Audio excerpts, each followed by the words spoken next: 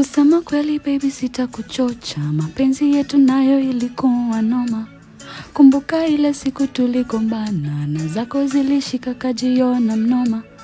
Ulienda ukalewa usiku, kateleza ukalala kwa Kesta. Nilikupikia masimu usiku, mteja wa nambari hapa na agongewa.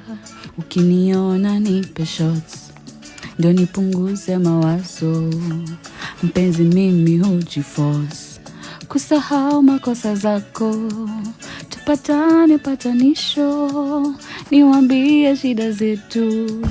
Tupeleke kwa redio, tumalizane story yetu. Si wote binadamu, kusahau kosa labda Yesu. Tupatane patanisho, tumalizane story yetu.